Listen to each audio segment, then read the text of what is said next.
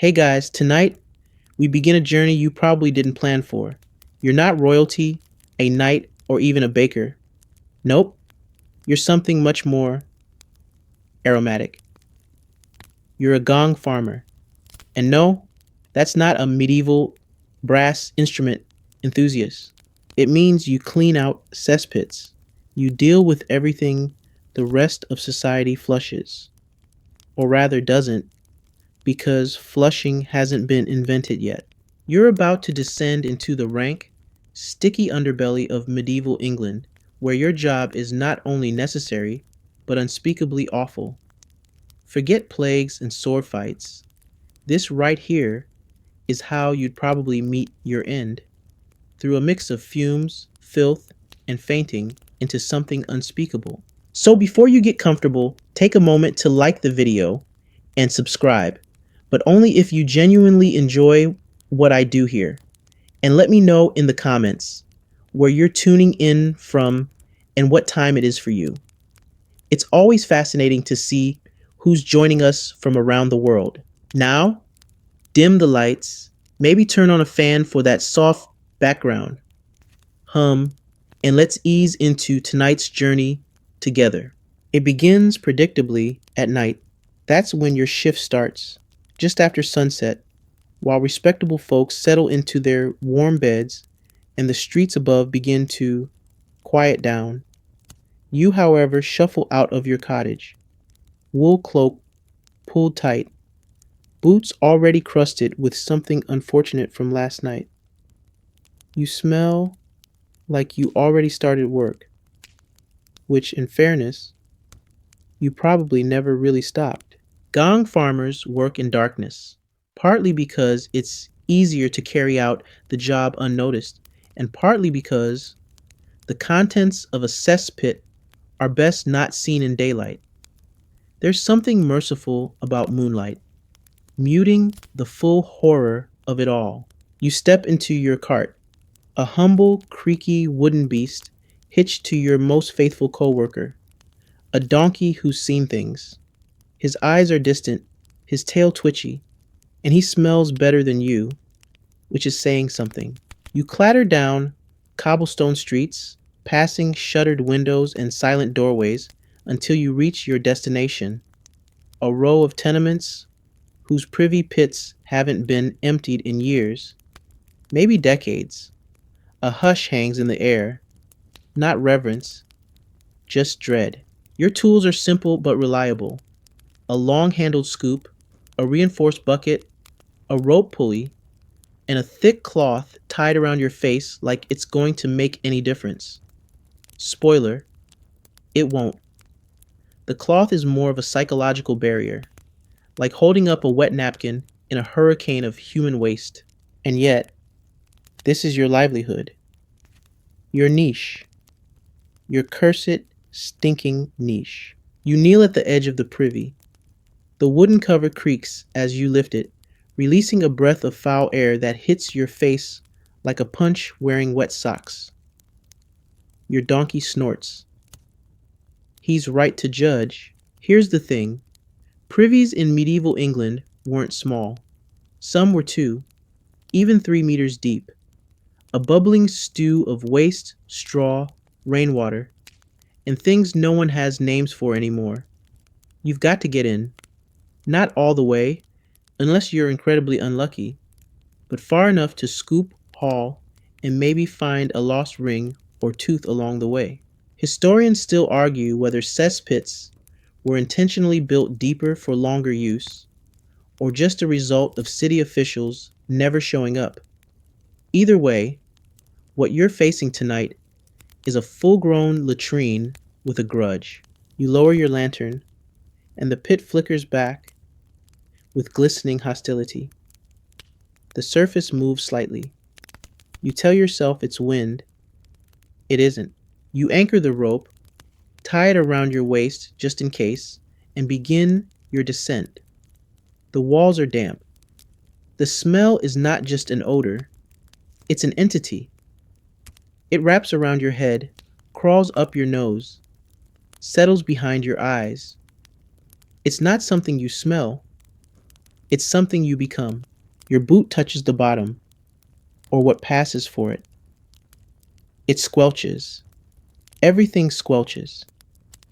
You begin to shovel, slowly and rhythmically, because if you stop, the realization of where you are might paralyze you. It's at this point you realize your breath is visible, not from cold, from chemical fumes.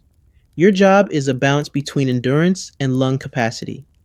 Inhaling too deeply could lead to fainting, and fainting means falling, and falling means you don't want to think about it.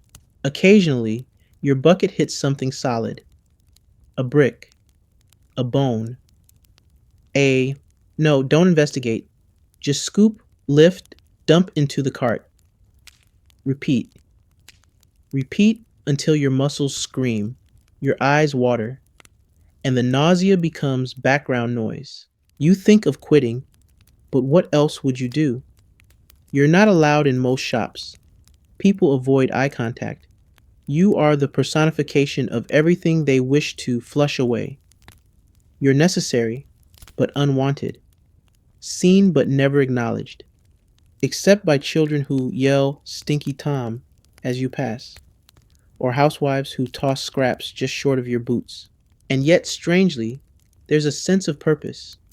You are the janitor of civilization. Without you, cities collapse into themselves, quite literally, as overflowing cesspits breed disease, rats, and social unrest. Still, purpose doesn't keep the bile down when you're neck deep in medieval stew. You work through the night. Your hands blister. Your arms cramp. Your feet itch in ways that suggest long-term regret.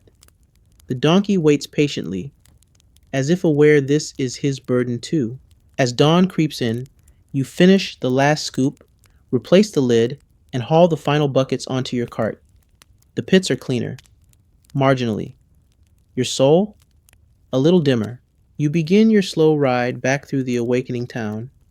Bread ovens light, roosters crow, the world stirs, and you disappear again. Into alleyways, into back doors, into memory. Tomorrow you'll return. Unless, of course, the pit gets you first. Your boots still squelch by the time you reach the next site. Not because they're wet, though yes, they absolutely are, but because the filth has soaked into the leather so deeply it's developed a personality. The boots squeak like they're protesting the choices that brought them here. Same, honestly. It's your second stop of the night, a narrow alley behind a row of houses where the privy pits haven't been touched in years. You can tell because the wooden covers are sagging like exhausted eyelids, and the smell hits you from 20 paces away. You sigh, then cough, then wonder for the 394th time why you didn't just become a thatcher, like your cousin Ned. Ned gets to smell straw. You get this. You untie the rope again, checking for frays. A snapped rope mid-descent is the stuff of Gong farmer nightmares. And yes, Gong farmers have nightmares, mostly about drowning in other people's sins. But you don't dwell on that. Down you go. The descent is slower this time, not because of caution, but because the ladder is more mold than wood. One wrong move, and you'll be the punchline of every joke at the alehouse. That is, if anyone would stand close enough to hear you tell one. This pit is worse, deeper, somehow wetter, and filled with a toxic sort of pride. You can feel it judging you. As you lower your lantern, a swarm of flies erupts like you're interrupting a private party. One flies directly into your mouth. You gag, spit, curse softly, so the pit spirits don't think you're issuing a challenge. The waste at the bottom has settled into layers, like a very sad trifle. There's the crusty top, dry, cracked, misleading. Then the thick, oozing middle, warm, clinging, ambitious.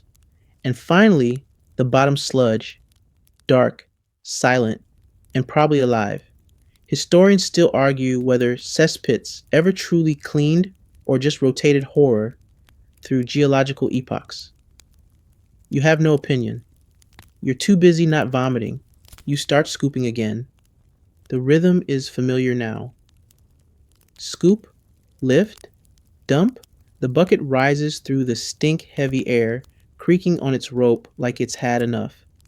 Honestly, same. One time you found a mummified cat down here. No one knows how it got in. It stared at you for days from a corner, judging your technique. You started wearing an amulet after that. Just a carved bone on a string.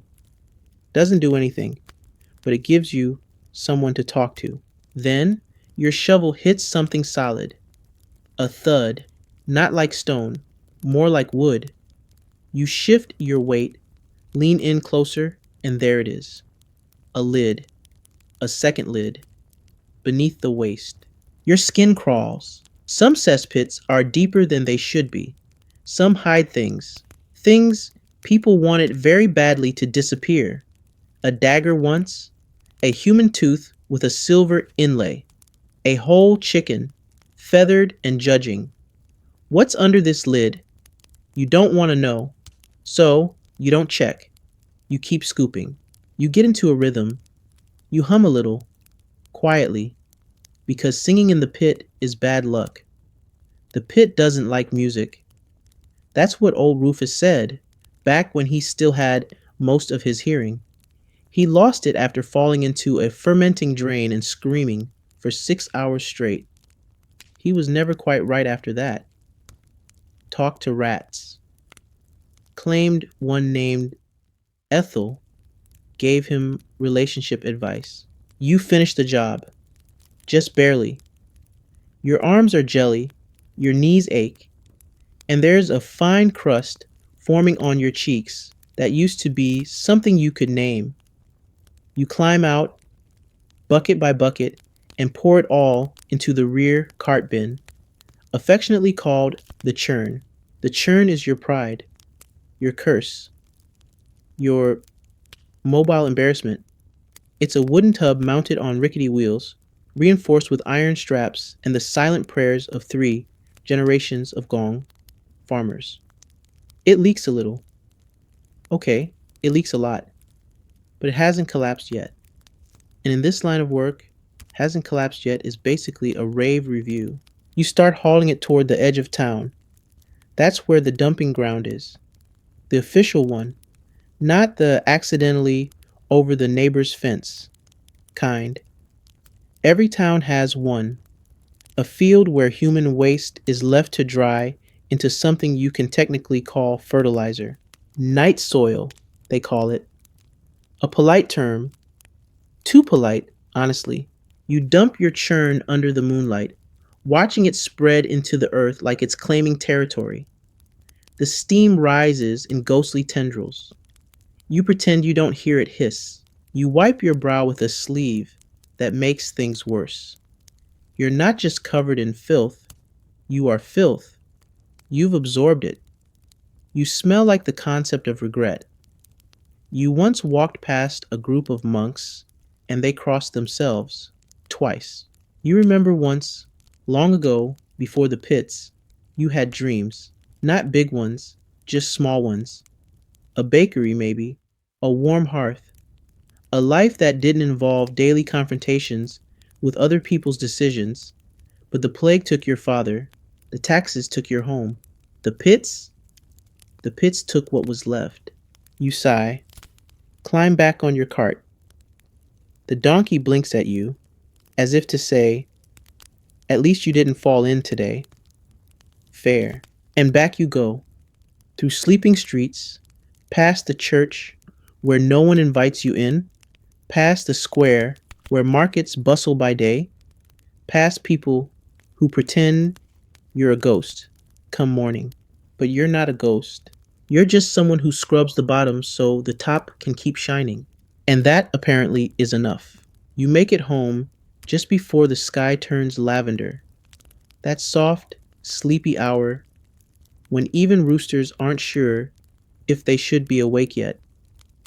Your little hut squats at the edge of town, like it's hoping no one notices it exists.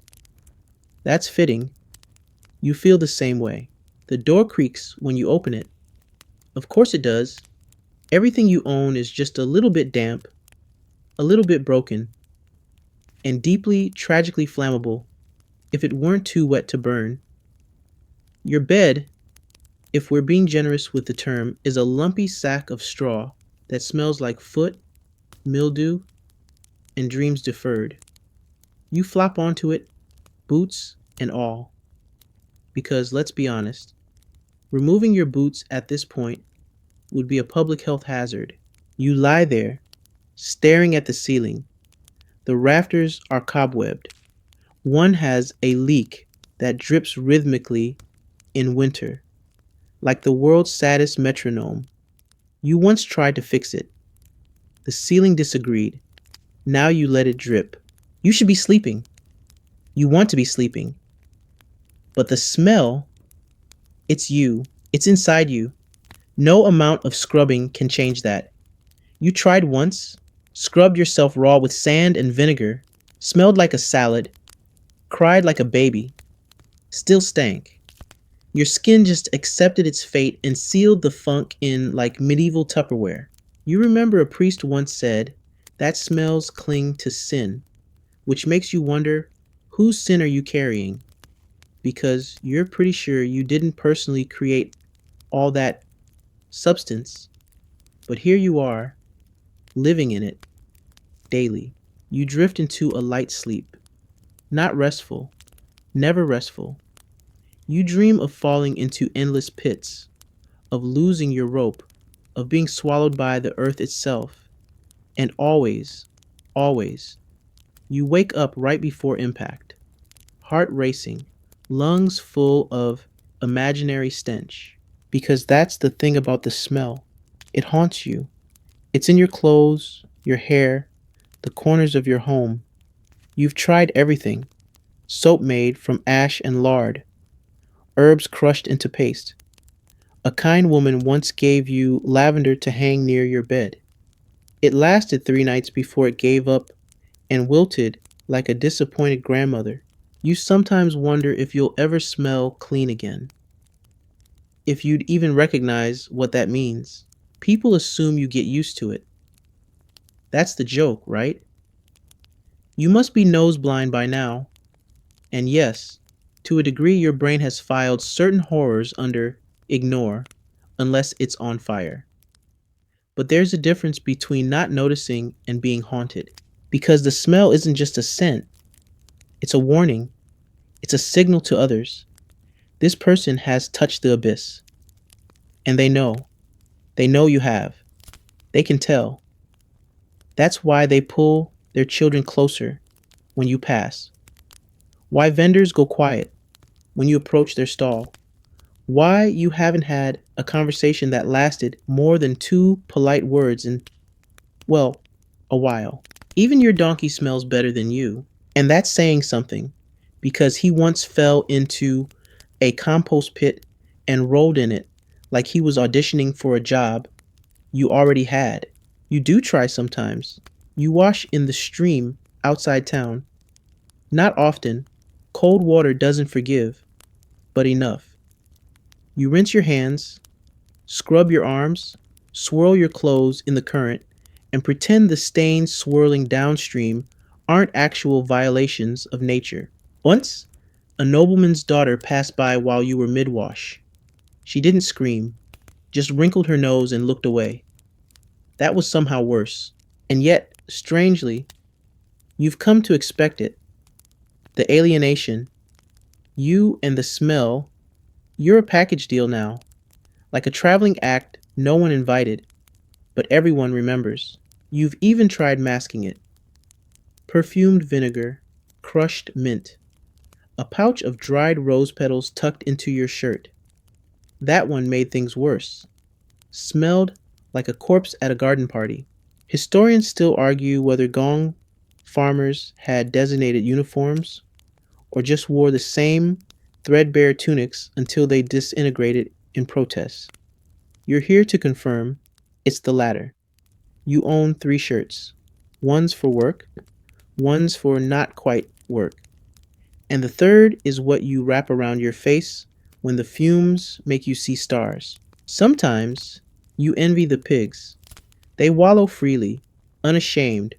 No one expects them to smell like roses. You, on the other hand, are expected to be invisible and inoffensive while wading through the worst parts of humanity. Your boots, still on, always on, squish as you shift in your straw bed. There's no escaping it. The smell is part of you now. It's your second skin, and you've stopped peeling. Once, years ago, you visited a fair in a nearby village just to see what fun looked like. A woman there sold little cakes, honeyed things. You bought one, sat beneath a tree, and for a whole 10 minutes, you almost felt normal.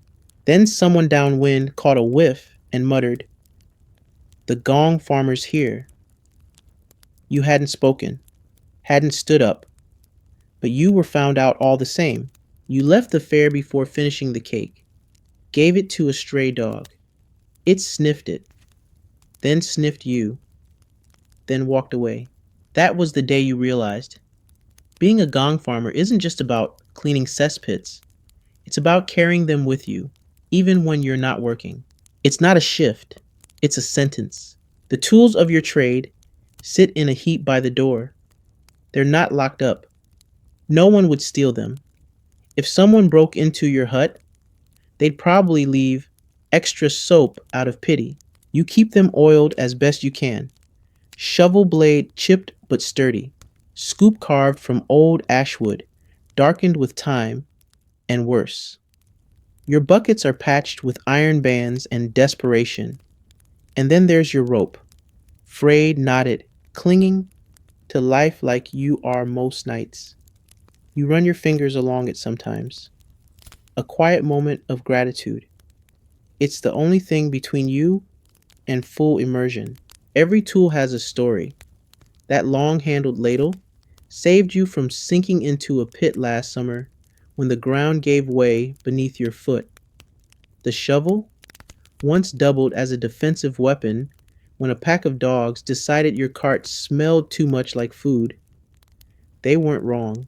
Tools don't judge. People do. Historians still debate whether Gong farmers had any kind of official training. Some say they apprenticed. Others argue you were just handed a bucket and pointed toward the stink. You're inclined to believe the latter. No one trained you. You just showed up one day, desperate for coin and too proud to beg. A man with teeth missing and eyes that had seen too much said, "You up for a dirty job?"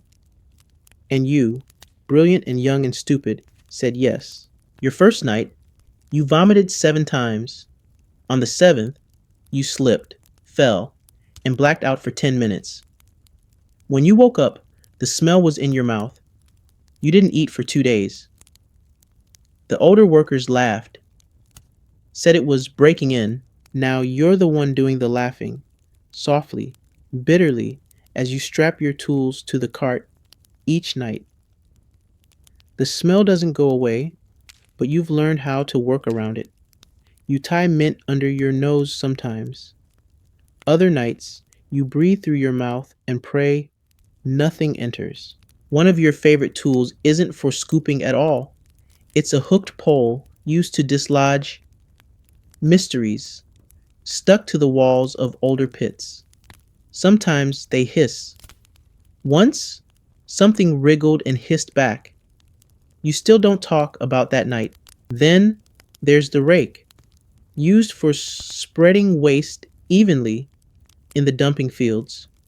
You once called it the peasant's paintbrush.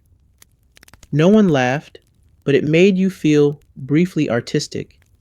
There's poetry in precision, even when the medium is, well, medieval excrement. You learned quickly not to wear anything you want to keep. Your work clothes are more patch than fabric, stiff with time. The leather gloves you stitched yourself badly are lined with wool scraps and prayers. They help a little, not enough. You keep everything strapped to your cart with a rope and faith.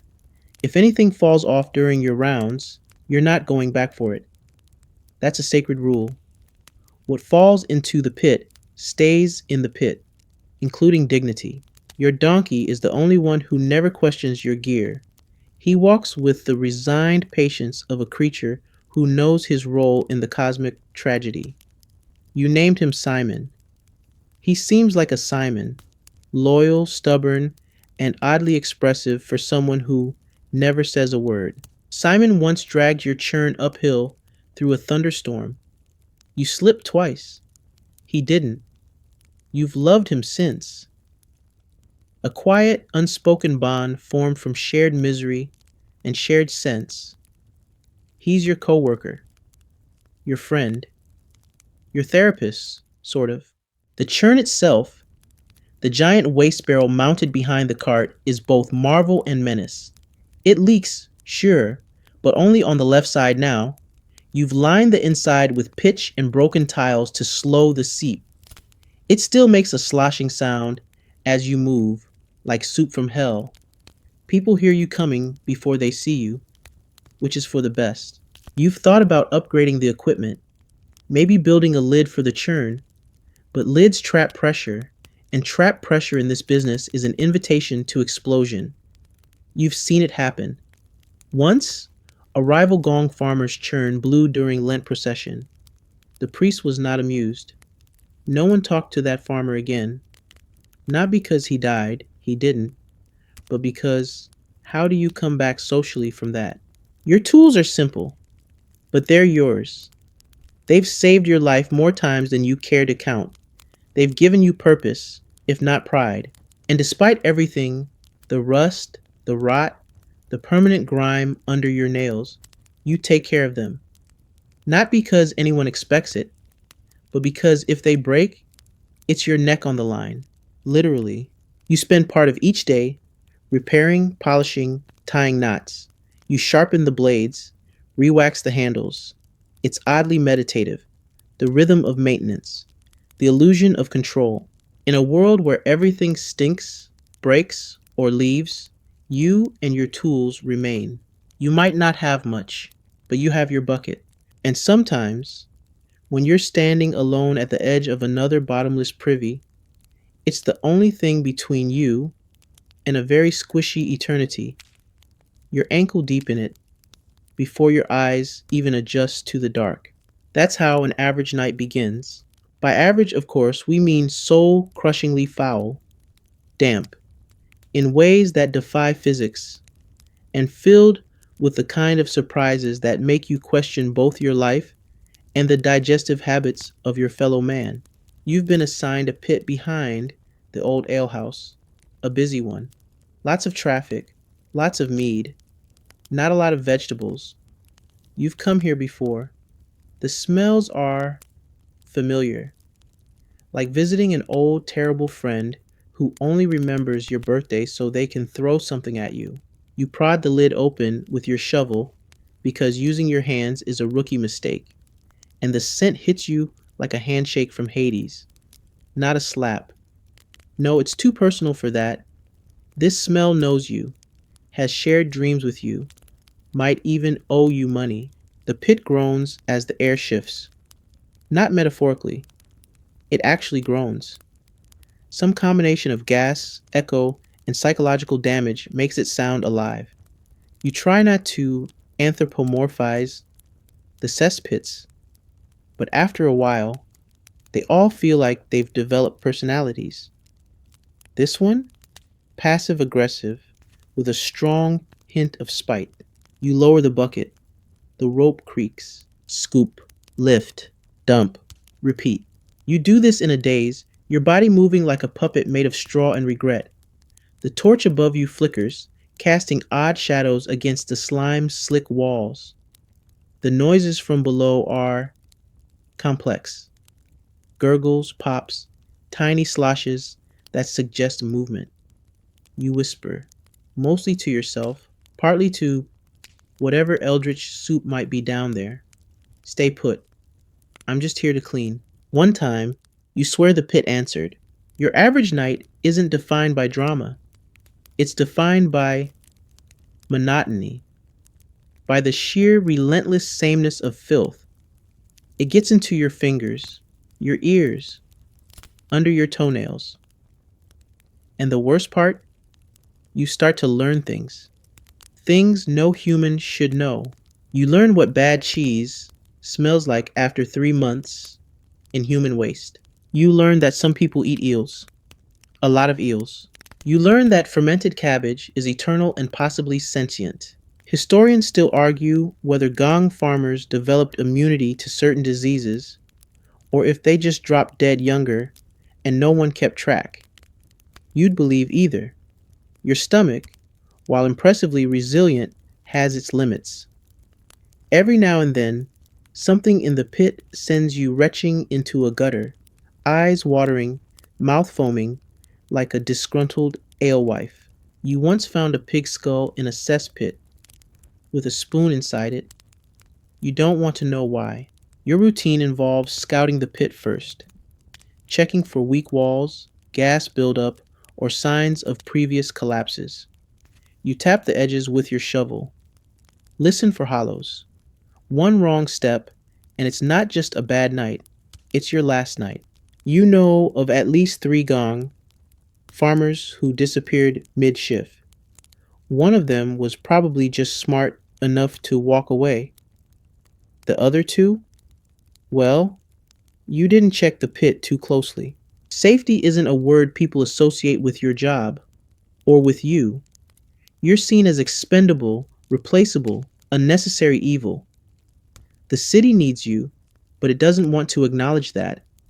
You're like the drafty attic of a noble estate. Everyone knows it's there. No one wants to visit. Sometimes a constable comes by to supervise. Not to help, of course. Just to make sure you're not stealing chamber pot lids or plotting something. You once offered one a whiff of your shovel. He declined. Quickly. Your donkey, Simon, waits patiently in the alley. He's learned not to wander. Too many people hate your work enough to take it out on the animal. You found your cart egged before. Once, someone left a sign on it that said, "Return to the sewers." You kept the sign. It felt poetic. Sometimes, when you're scooping, you think about the people above, laughing in taverns, sleeping in warm beds, complaining about taxes while they drop their waste down a hole and forget about it. You're what they forget. You're the end of the line. You know every street, every alley, every hidden dump site. You know which inns serve the spiciest stews. You know which rich family has a diet heavy on raisins. You didn't want this knowledge. It was forced upon you. Scoop, lift, dump. You finish this pit just before the church bell chimes midnight. The cart is nearly full. You have one more sight tonight, down by the merchant's quarter, where the waste is finer, but the attitude worse. You pause for a moment, sit on a crate, drink from a flask, not water. You learned that lesson. Strong cider dulls the smell a little, warms the bones, and helps you forget that you're one misstep away from becoming compost. Your hands are blistered, your shoulders ache, your knees crunch, like you're made of gravel and old bread. You wouldn't call this a job. It's a sentence. And yet, strangely, there's a rhythm to it, a routine. The predictability of awfulness has a certain comfort. At least down here, in the dark, you know your place. Up above, you're invisible. Down here, you're king. A very, very smelly king. You don't even notice the sludge anymore. That's not a brag. It's a survival mechanism. The human brain, given enough exposure to the unbearable, simply stops filing reports. And that's exactly what you're counting on. But then the pit fights back. You knew this one would be trouble. It's behind the bakers, and bakers, while friendly by day, are demons by diet. Yeast, lard, over-fermented grain, bits of everything too spoiled for the dogs. It's all in here, and it's been fermenting, like wine, if wine hated you. You crack open the wooden hatch, and the stench rolls out like it's been practicing. Your torch flickers from the wave of heat. That's never a good sign. Gases are building. You pause, step back. The pit belches. Yes, belches. You mutter a quiet prayer. Not because you're religious, but because you're deeply superstitious. The old Gong farmers used to say, if a pit groans, you must whisper to it. Calm it down. Soothe it, like a wild animal, or a particularly judgmental mother-in-law. You lower your tools carefully. Step onto the ladder with the reverence of a man entering the underworld. Because let's face it, you are. You begin to scoop, and that's when it happens. The footing shifts. One boot slips, catches, but too late. Your shovel stabs into something soft and unstable, and before you can curse, your leg sinks knee-deep into the mire. The suction is immediate, thick, alive. Like the pit doesn't want to let you go. You panic just a little. You yank hard, twisting your knee. There's a moment of terror, of clarity. This could be it. You could vanish here, swallowed by the collective secrets of your village's bowels, memorialized only in bad smells and worse jokes. Historians still argue whether there were any official safety protocols for Gong farmers. You'd laugh if your lungs weren't currently filling with the scent of 17-day-old herring and raw ale yeast. Safety? That's what your rope's for. That and dumb luck. You finally break free, foot squelching with a noise that should never exist. You don't even look down. You know what's there. You just keep scooping, slightly more rattled, a lot more cautious. Hazards like this are common. The deeper the pit, the more dangerous it gets. Methane builds. Sometimes it ignites. You heard about a farmer in Norwich who brought a lantern too close to the gases. They say his eyebrows never grew back. Or maybe his entire house exploded. The stories vary. But the danger's not just gas. There are the rats. Oh, the rats. They love it down here. Warm, wet, full of chewable things. Most run when they see you. Some don't. You once stared down a rat the size of a boot. It didn't blink. Just sat there, tail twitching, like it was considering your usefulness as furniture. You left first. And then there are the bites. Not from rats. From other things. No one talks about them. Not in daylight. But every Gong farmer has a scar from something they can't name. Something slick. Something fast.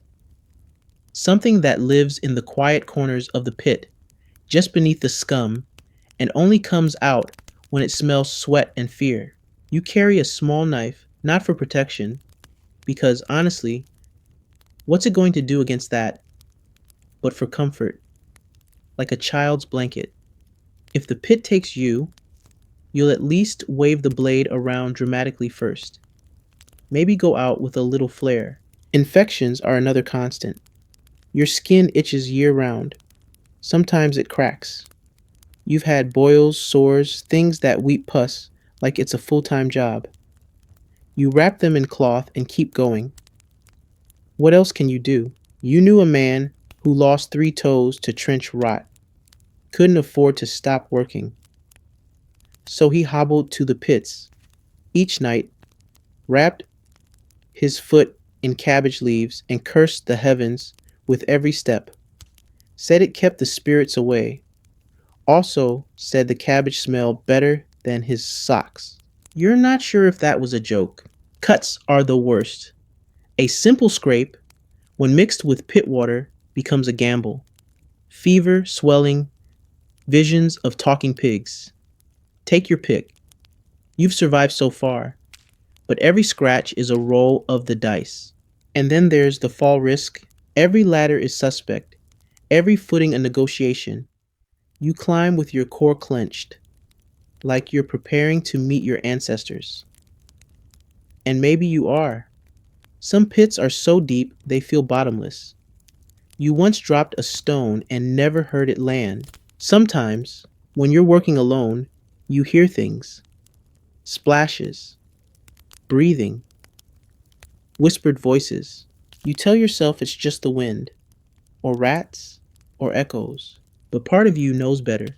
There are stories, tales passed between gong farmers, quietly, over mugs of ale in the dark, of pits that move, that rearrange, that breathe. One old man swore he saw a face in the filth once, smiling. You laugh it off. You have to. But you still refuse to look too long into the deeper holes. Because if something stares back, you don't want to be the one it recognizes. You wake up the next day with a cough that sounds like it belongs to someone else. Your chest rattles, your throat is sandpaper, and your nose, well, that gave up on dignity years ago. You sniff and taste last night's pit. You cough again. Congratulations, you're alive, barely. You stretch, which is really more of a slow, painful groan. Every muscle you own is protesting. Your lower back feels like it's been personally insulted by gravity. Your knees have the structural integrity of week old bread. You shuffle outside into the thin morning light like a zombie that got lost on the way to a better movie. Your neighbor avoids eye contact. Again. It's a little dance you two do. You walk by. They suddenly remember something very urgent to examine in the sky. Yesterday it was clouds. Today it's an invisible bird, apparently. It stings, of course, the isolation. Kids whisper. Adults cross streets. You once tried buying eggs from a vendor, and he flat out pretended to go deaf until you left. You get it. You're the guy who climbs into pits of human waste. Not exactly Mr. Popular, but sometimes it still hurts. You had friends once, before the job, before the smell, before the invisible wall went up around you and your donkey. People used to smile when they saw you. Now they sniff the air and flee.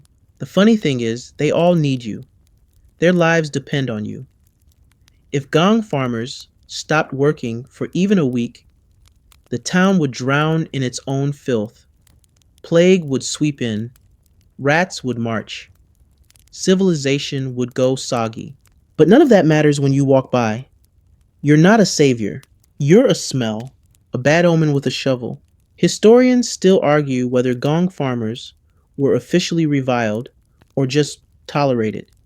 Some town records show they were paid well, by peasant standards. Others suggest they were taxed more, treated worse, banned from churches, and barred from public events. You've lived all of it. Once, a priest refused to give your cousin a blessing when he learned what your family did, said it would pollute the altar, as if holy water could curdle. You know people fear you, not because you're dangerous, but because you're a walking reminder of everything they don't want to think about. Waste, decay, mortality. You are the end of every meal, every indulgence, every midnight trip to the privy. And most of them would rather pretend you don't exist. So, you keep your head down. You move through alleys. You time your errands for quiet hours, early mornings, late evenings, those weird in-between moments when the town feels suspended in a hush. Sometimes you catch someone staring, not just a glance, staring.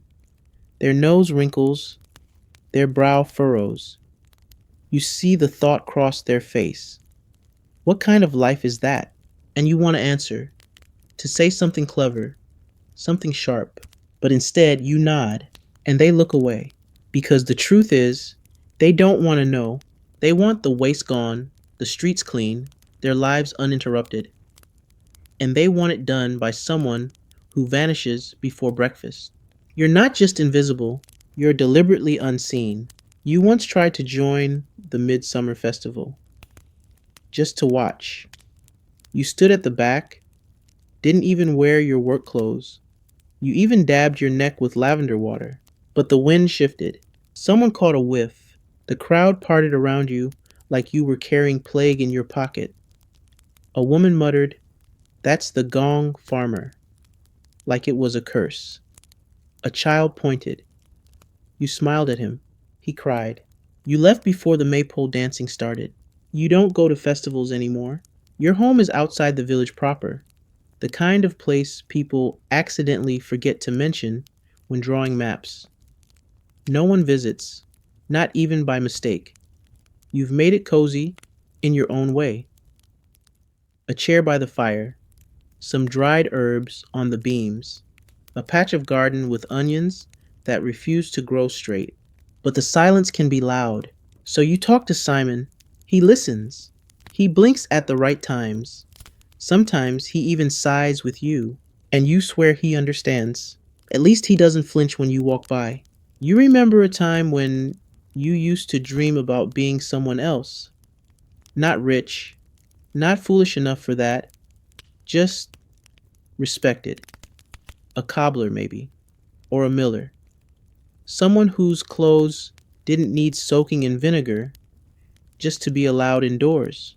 But those dreams faded, like everything does in your line of work, washed away, like footprints in a very unfortunate puddle. Now you don't dream of being someone. You dream of being left alone, of not being pointed at, of walking down a street and not hearing the word ugh. Some days you wonder how long you'll keep going, how long a body can do this. This lifting, scooping, breathing, the unbreathable. How long before your lungs say no? Your bones give out. Your soul asks for something softer. But for now, you keep showing up because someone has to. And because if not you, who? You're hauling waste up from a merchant's latrine when a child throws a rock at your cart. It's small. It doesn't hurt. It just lands, thunking into the churn with a heavy splash you don't want to think about too hard. The child laughs, runs. You sigh. This is what it means to be at the bottom. Not just physically, which, let's be honest, you're quite literally knee deep in, but socially. You are not just ignored. You are actively disliked, feared, mocked. Like the smell crawled off your back and into people's minds, rewiring their sense of decency. It's not everyone, of course. Some people nod politely. A few even say thank you in that cautious way, like they're not sure if good manners might summon some eldritch pooh spirit. But most people don't bother. They wrinkle their noses. They cover their faces. And some don't even pretend to be subtle about it. Oi, Gangi, drop your dinner back there. You've heard them all. Every joke, every insult, every variation of smelly, filthy, and dung-brained. You could write a thesaurus entry if you had the energy and weren't constantly exhausted from shoveling everyone else's digestive decisions. But the worst part, they laugh like you're not there, like you can't hear it, like you aren't, in fact, a full human being just trying to make it to payday without losing a boot to suction. You once tried clapping back. A quick, sharp insult. Something about how you deal with what they produce, and somehow managed to be cleaner in conscience. You thought it was clever. They threw cabbages, and not the soft kind. Still, you kept working, because the pit doesn't care if your feelings are hurt. It just fills up again, and someone has to deal with it. Historians still argue whether medieval towns had any real respect for their waste workers. Some records show Gong farmers were granted special licenses, even higher pay than day laborers. Others describe them being banned from public gatherings, not allowed to marry outside their class, and forced to work only at night like some sad, smelly vampire. You feel like the truth is somewhere in the middle, paid enough not to starve, hated just enough not to get any ideas. The hierarchy of stink is very real. There are people who deal with wool, people who tan leather, people who boil fish oil in big open vats, and even they think you're the bottom rung. You once walked past a tanner, and he moved upwind of you. A tanner. That's like a leech calling someone else gross. You laugh about it sometimes, quietly, bitterly. It's the only option. You don't get invited anywhere, not even funerals, not even your own cousin's wedding. It's not you, she said, eyes darting. It's just, we're eating indoors. You nodded, didn't argue, just dropped off your gift. Bread, freshly baked, bartered for, with a side job shoveling waste from a failed bakery, and walked home, alone. You used to wonder if people saw you as a man. Now you just hope they see you at all. There's a strange thing that happens after enough nights in the pits. You start to forget what clean smells like. The scent of fresh bread, wood smoke, soap. Those are memories now, fuzzy, frayed around the edges. Your world is rot and ammonia, and something you once described as boiled sins. You tried dating once. It didn't go well. You met a washerwoman. Kind eyes, strong arms, a laugh like summer. She liked that you were quiet. You liked that she didn't flinch when you walked past. She invited you for supper. You scrubbed for an hour in the stream, wore your best tunic, only moderately crispy, and brought wildflowers. She smiled when she saw you, and then her father walked in. One whiff, and the night ended. You never saw her again. She moved to another town. You heard she married a baker. At least he smelled like cinnamon. You try not to blame people. Not really. They didn't choose their noses, and the human brain is wired to avoid rot. It's survival, instinct. But still, you'd think after all the work you do, the sheer punishing necessity of your labor, someone, anyone, might say thank you without holding their breath. Instead, you're the bogeyman parents whisper about. Behave or the Gong farmer will take you away. Like you're collecting kids in your bucket. Honestly, you prefer cabbages. Even the city guards treat you with suspicion. Like waste might be contagious via eye contact. You once offered one a bite of your bread. He ran. So now, you exist in your own little world. The cart, the churn, the pits, the donkey, and the occasional pigeon that seems to enjoy pooping on the poop cart. Just for irony's sake. It's a lonely job. Not just because of the hours or the smell, but because you start to believe it. That you're somehow less. That you deserve the sneers, the jokes, the space people put between you and them, like you're going to infect the cobblestones. But then someone waves. An old woman, maybe, a baker who leaves out crusts for Simon, a child too young to know what you are yet, who smiles before their mother hisses and drags them away.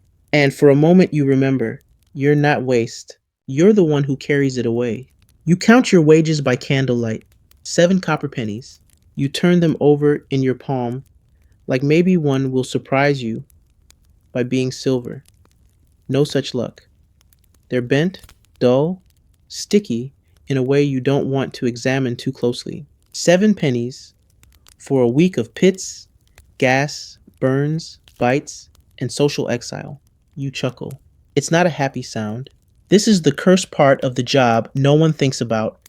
Not the stench, not the filth, but the numbers. The math doesn't add up. Not when boots wear out every other month. Not when vinegar costs more than dignity. Not when you've patched your coat with rope and hope, and it's still falling apart like your spine. You tuck the coins into a small pouch under your shirt, close to your skin. Not because you're paranoid, well, you are, but because if you lose even one, it's a night without bread. A good week, if you manage extra sites or haul for a church or a wealthy merchant, might get you 10. But most weeks are 7, sometimes 6, once 3. That week, you got kicked by Simon, fell into a pit, and were accused of cursing a well just by standing next to it. It wasn't your best. You pay your rent in coin and silence. Your landlord never says a word to you, just opens the door, takes the pouch, and shuts it again. You're fairly certain he burns sage after you leave. That's fine. You burn sage after visiting his privy. Your food budget is humble: beans, bread, onions if you're lucky, meat only when you find it. Sometimes, literally. You once cooked a pigeon that fell into your cart. It wasn't bad, just a little judgmental on the way down. Soap is a luxury. So is vinegar. So is cloth. So, honestly, is the idea of comfort.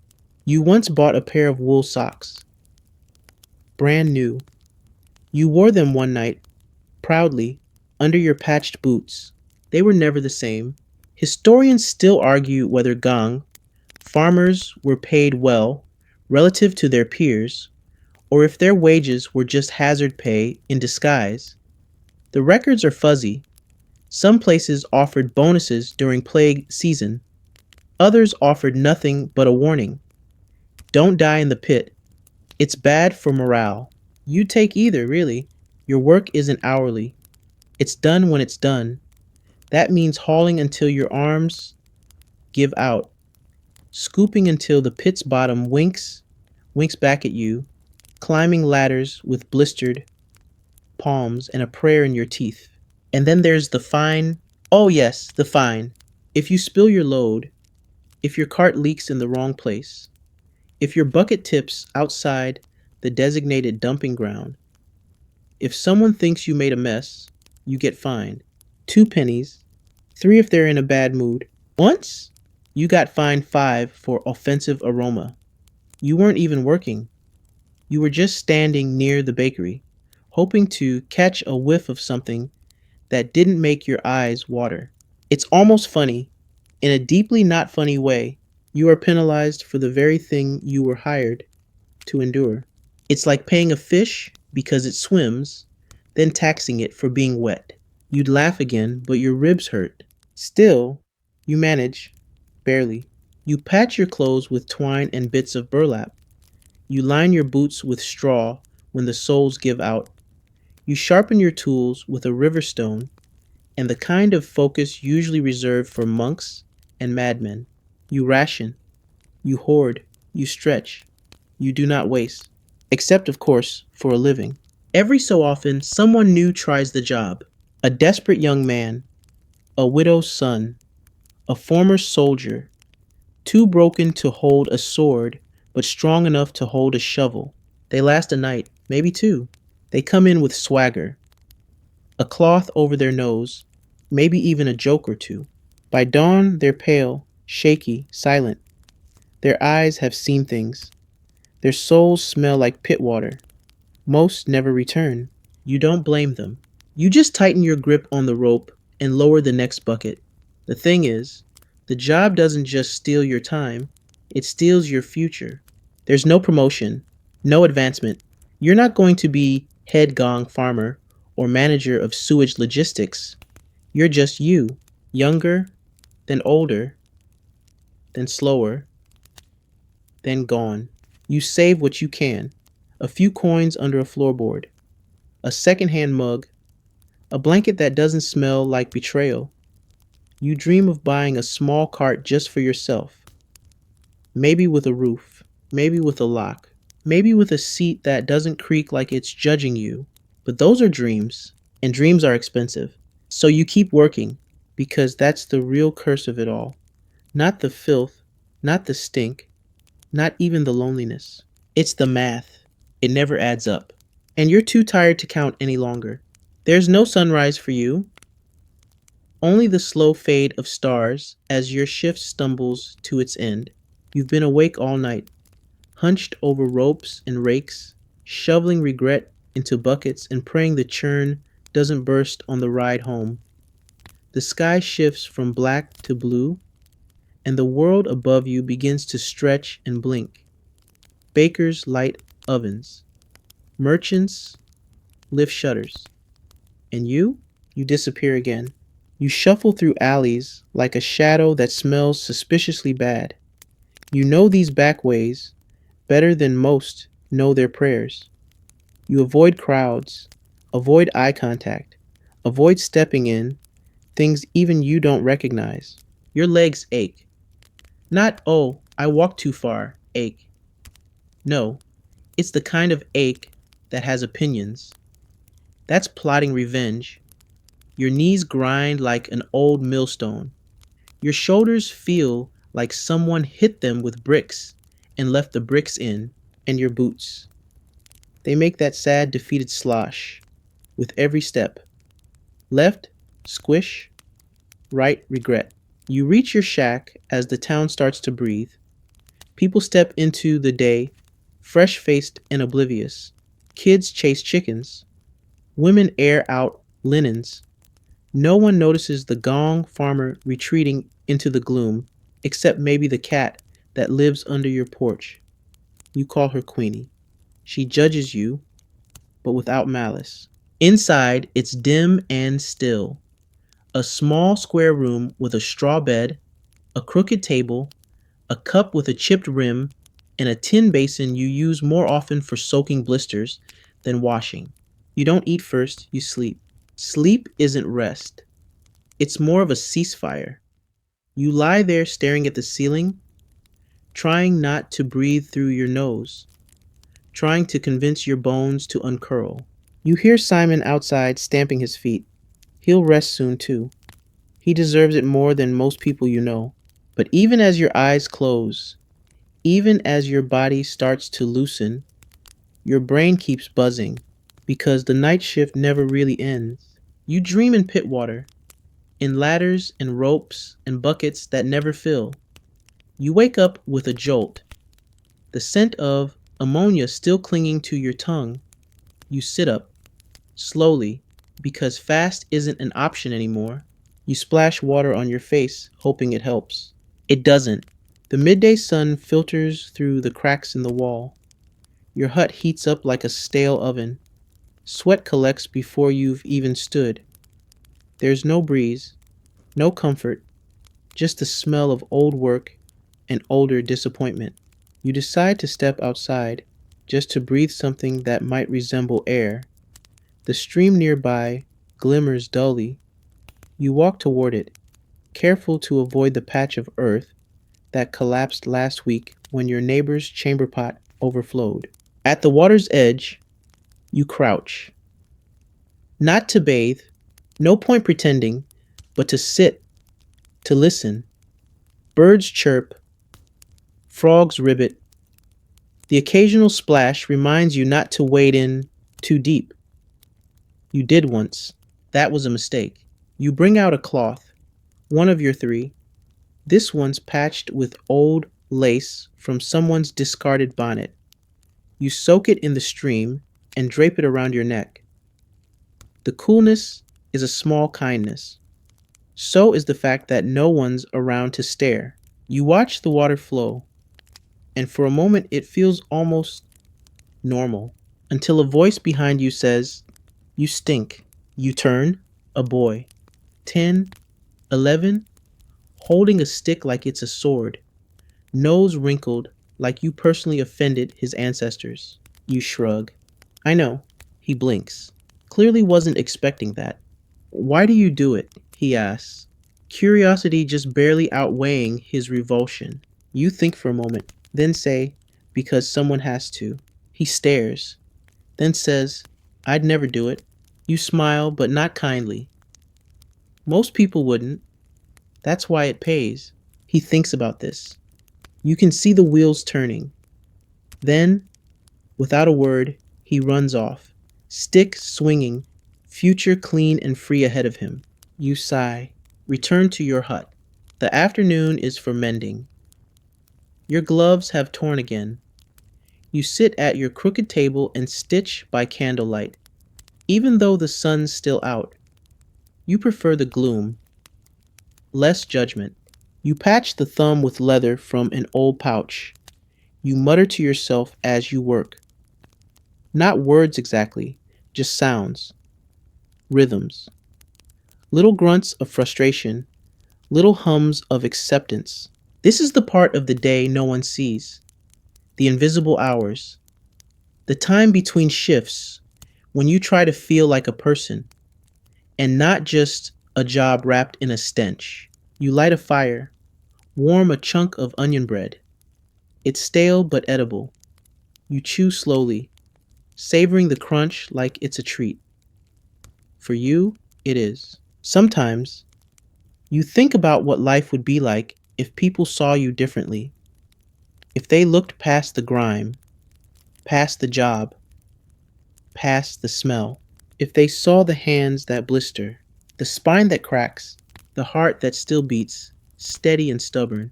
But mostly you don't think. You just exist until the sun begins to dip again, until the shadows grow long, until it's time to saddle Simon, time to oil your rope, time to face the pits again, because the night shift is calling. And it always does. You're trudging through the marketplace just before nightfall when you realize people aren't pretending you're invisible today. They're actively noticing you, which is frankly worse. A fruit seller turns his back as you pass, suddenly very interested in his plums. A group of children, clustered around a sweet cart, part like bread under a knife when you approach. One girl pinches her nose theatrically, then whispers something into her friend's ear that sparks giggles. You don't react. You've learned not to. Reacting just gives them something to remember. Better to walk straight through, eyes forward, like a very sad parade float that smells like sin and cabbage soup. You're not proud of it, but you've developed a sixth sense for being hated. It prickles on the back of your neck, simmers in the quiet after you pass. You hear people hold their breath like you're an oncoming illness. Even Simon feels it. His ears twitch when a cobbler makes a gagging noise near his cart. You pause near the well, hoping to refill your water skin, but two women are drawing water and one of them stares at you like you just climbed out of it, dripping with doom. She tightens her grip on the rope. You're not putting anything in here, are you? You blink. No. I heard you people sometimes dump the buckets in the stream. You stare at her. I carry it out of town. She sniffs, clearly unconvinced. Well, just don't touch the bucket. You nod. She doesn't say thank you, just watches you walk away, like you might explode into odor if she blinks. Historians still argue whether this social shunning was religious, cultural, or simply olfactory. Some say workers like you were viewed as ritually impure, like butchers or grave diggers. Others think it was sheer snobbery. No one wants to be reminded of their most basic humanity while picking apples. You'd bet it's a little of everything, with a splash of hypocrisy for flavor, because the very same people who avoid you in the square will happily fill their chamber pots and dump them in your path. Behind closed doors, they're all part of the same system you clean. But out here they're lords of lavender. You remember once passing a group of monks. You were on your way home, aching and half asleep, your cart steaming behind you. One of them crossed himself. Another whispered, Lord, forgive this unclean soul. You smiled and said, and forgive whoever made that privy behind the rectory. They didn't laugh. You keep walking. Sometimes a town official will nod to you, not kindly, just to remind you that they see you, that they know where you are, that you'd better not spill anything in front of the baker's shop again. As if the road suddenly lurched and tipped your churn on purpose. You were fined. Again. 2 pennies. The baker got free manure. You got a lecture and a bruised ego. You wonder what it would be like to walk through town and not be a warning sign. To browse a stall, ask about the price of cheese, maybe even touch a plum without the vendor gasping like you just licked it. You pass the tavern. The smells of meat and smoke drift through the shutters. Laughter spills into the street. You pause, just for a second. Then someone shouts, "Close the door, it's the Gong farmer," followed by more laughter, and the slam of wood. Simon huffs. You pat his flank. You don't stop for long. There's no point. You've tried entering taverns. Once, early on, you washed, wore your cleanest shirt, even combed your hair. You walked in, heart pounding. They stared. The innkeeper didn't say anything, just pointed to the door. You didn't argue. You walked out. You walked home. You made stew and ate it alone and told yourself it tasted better than overpriced meat anyway. It didn't. These days, you drink alone, at home, with your cup, your stew, your thoughts, and sometimes, if you're feeling brave, a song. You have a decent singing voice. Or so Simon seems to think. At night, when the town sleeps and only your footsteps echo down the alleys, you sometimes let yourself hum. A tune you half remember from childhood. Something your mother used to sing while scrubbing laundry. It makes you feel almost human again. You reach your next site, a row of tenement houses built like teeth in a crooked jaw. The privy is out back. Full probably. They always are. You knock on the gate as is custom. No one answers. No one ever does. You step inside. A child watches you from a window.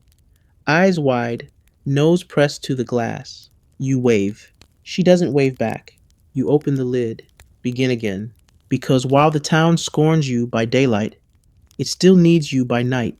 And that, more than anything, is the truth that stinks. It starts raining halfway through your third pit. Not the gentle, romantic kind of rain that poets go on about. No, this is sideways, soaking, slap you in the face kind of rain. The kind that gets under your cloak, behind your ears, and into your boots, like it's got something to prove. You're already knee-deep in a privy behind the fishmongers. You don't need me to tell you what that means. The mixture below you turns slick, slippery, treacherous. You tighten your grip on the ladder and whisper something between a prayer and a threat to the boards beneath you. And then your shovel hits something solid. Again. This keeps happening lately. It's a box this time. Wood rotting, bound in old iron. You can tell by the feel of the thud. Too symmetrical to be a rock. Too polite to be bone. You don't open it. You've learned. Boxes buried in cesspits are not treasure. They are usually evidence.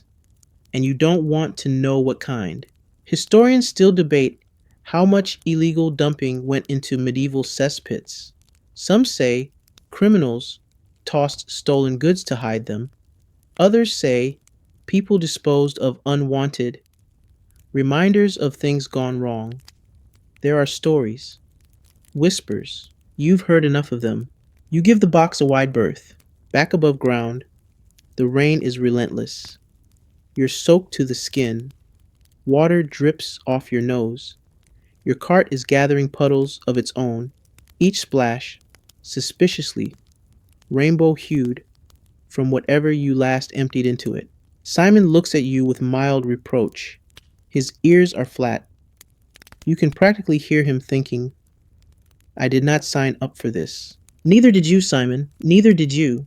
You dump the next bucket, then the next. The rhythm slower now, not just from fatigue, but because every movement is a balancing act. One wrong step on wet cobbles, and you're slipping headfirst into a future of jokes and tragic poems. Rain always makes the job worse.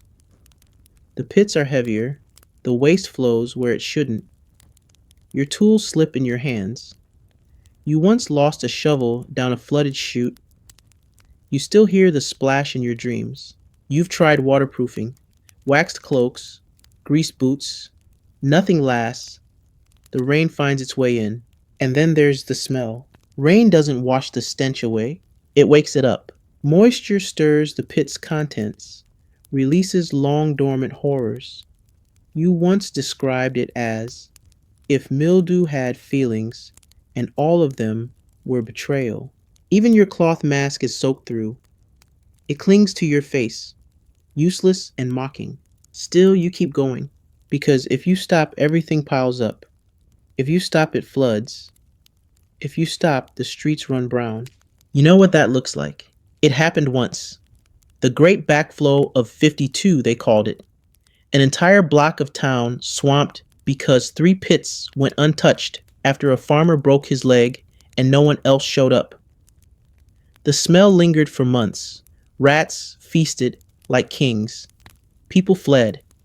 Some never came back. The town learned its lesson. You became essential. Still not welcome, but definitely not allowed to die. So you work through the rain. One pit, then another, then another. You dump the churn just outside the village, in the designated field already half drowned in gray muck. The ground squelches under your boots like it's trying to swallow you whole. You light a lantern, just barely keeping the flame alive beneath your cloak. The wind makes it flicker violently, but you need it to see the path back. The road is slick. The cart skids on a corner. Simon Brays digs his hooves in. You lean into the turn, guiding the churn like a ship on rough seas. You pass the mill, the tavern, the churchyard. Rain makes everything quiet. The usual laughter, barking dogs, clanging pots, they're all muffled, distant. All you hear is the slap of your boots, the churn's wheels groaning, and the occasional disapproving grunt from Simon. You reach your hut near dawn. The roof leaks. You place a bucket under the drip. Then another. You change into your dry clothes. If you can call a slightly less wet tunic dry, and peel off your boots with a sound like separating old cheese. Your feet are raw, blistered, pruny.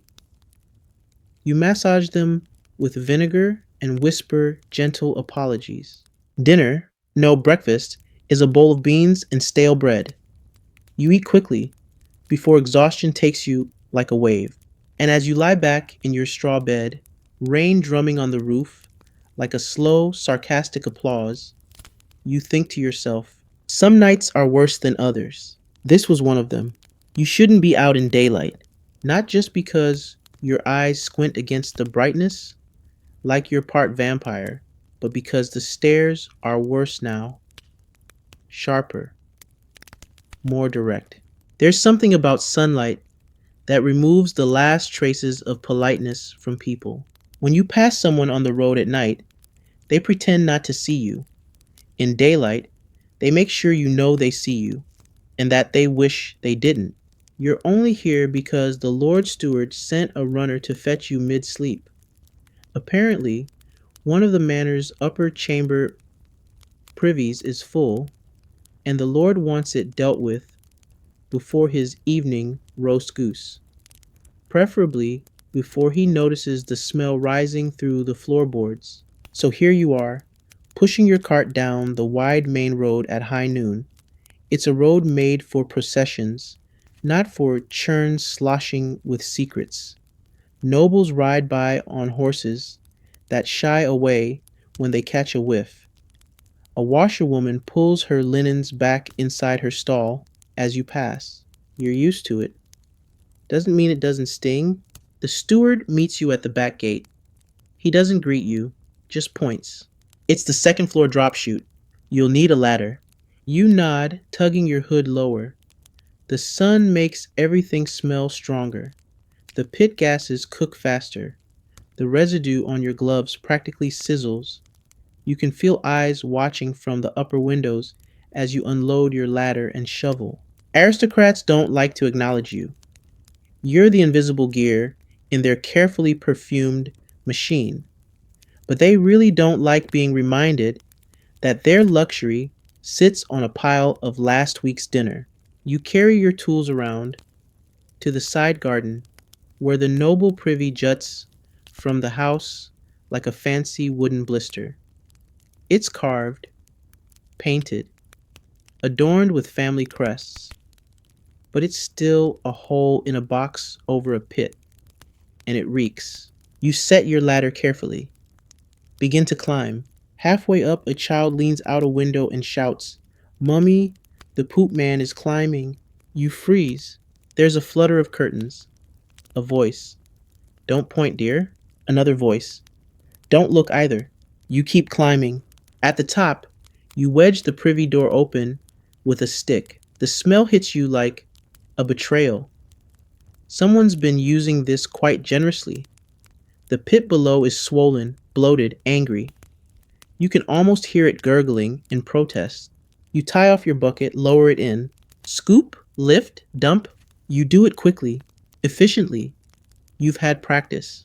But it doesn't stop the sweat from pouring down your back, or the fact that every time you lower the bucket, you're keenly aware of the dozen eyes that might be watching you from behind curtains, pinching noses, whispering things like disgusting and how awful. Historians still argue whether noble households treated Gong farmers with respect behind closed doors. Some records show generous pay, even hot meals left out after the job. Others describe servants being ordered to sprinkle lavender petals behind you as you left. You've never gotten petals. You finish the job just as a maid appears with a small pouch. "Your payment," she says, not meeting your eyes. You take it, heavy with coin. Rich waste pays better. You nod your thanks. She nods too, hesitates, then quickly adds, "Please use the back gate." Always the back gate. You trudge around the house, head lowered. The manor looms above, its windows gleaming, its roof lines elegant.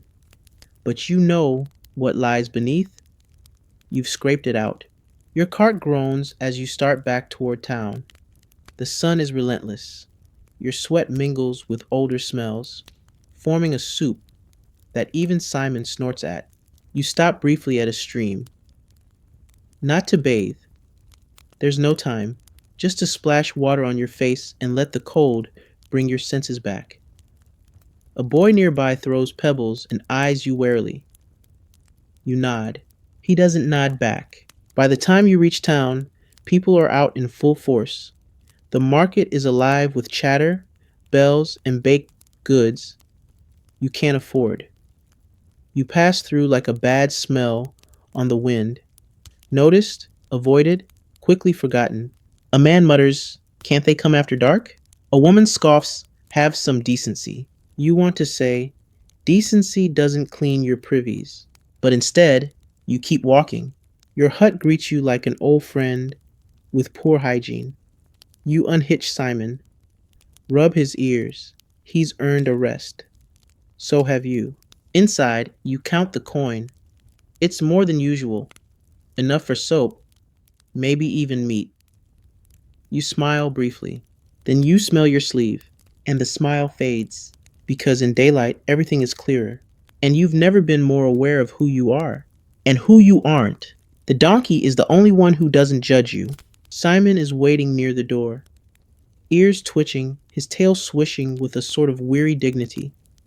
He gives you that look, the one that says, "Well, you done ruining society's carpets for today?" You nod. He doesn't bray, doesn't sigh dramatically. He just steps aside, lets you pass, and begins nosing around in his feed bag like a professional. There's a reason you trust him more than most people. Simon doesn't care how you smell, or what you do for a living, or that you once accidentally spilled half a churn on your own boots and sat in the stream for an hour, contemplating a career in anything else. Simon just is. You didn't buy Simon, he came with the job. The previous Gong farmer, a man named Old Gib, bequeathed him with the same reverence a knight might leave behind his sword. Take care of him, Gib croaked. He's the only one who won't walk away. He was right. Simon's not flashy, not fast, not particularly interested in anything but eating, pooping, which is ironic, let's be honest, and standing very still when he knows you're having a rough day. But he's never kicked you, never bitten you, and once nudged you away from a collapsed cesspit wall, just in time. That counts for a lot. Historians still argue whether medieval Gong farmers worked alone or in pairs, or whether animals like donkeys were common. Some town records mention carts and beasts of burden. Others make it sound like you just showed up with a bucket and raw optimism. You're here to confirm. Without Simon, you'd be knee deep and stuck a lot more often. You try to take care of him. His harness is patched but strong. His hooves are cleaned regularly, cleaner than your hands some days. You even sewed him a cloth to wear in winter, though he ate half of it by accident. Simon has seen things, heard things, smelled everything, and yet he never judges. Not like the blacksmith, who wipes his anvil twice after you walk by. Not like the priest, who once flinched so hard when you entered the courtyard that he dropped his incense burner. Not like the merchant's daughter, who held her nose so dramatically when you tried to buy turnips that she actually passed out. Simon? Simon once shared his hay with you when you sat down crying behind the tannery. You don't cry often, it's not practical.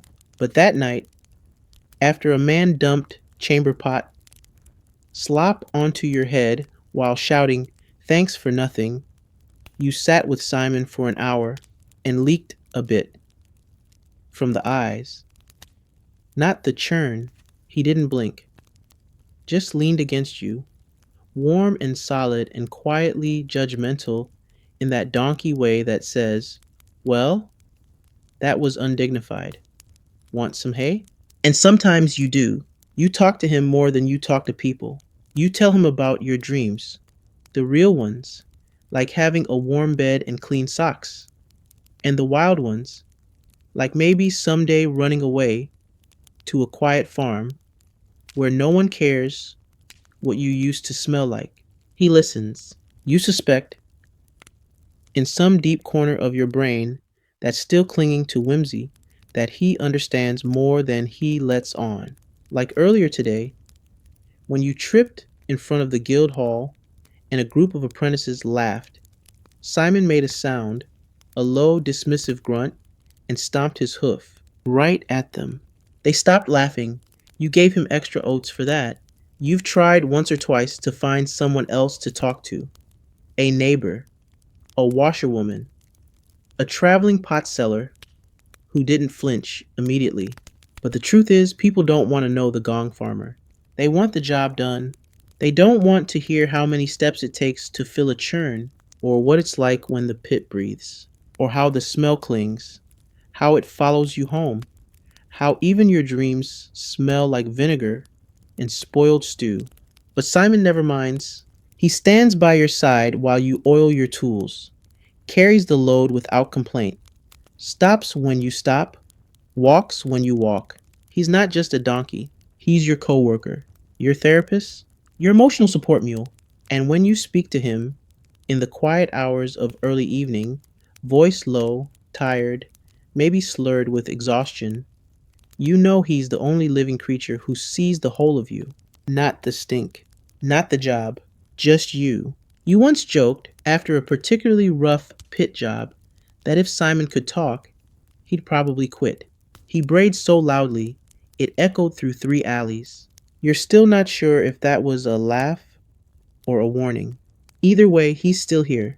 And in a life full of slop, shame, and slippery ladders, that's something. There's a moment, Brief, fleeting, absurd, when you wonder if you should try dating again. It passes, quickly. You're not a romantic, not anymore. Not after years of being treated like a walking curse by most of the eligible population. But there are nights when you pass a candlelit window and see silhouettes dancing, laughing, sharing bread. You pause. You wonder. Then the wind shifts and you catch a whiff of your own sleeve. Romance?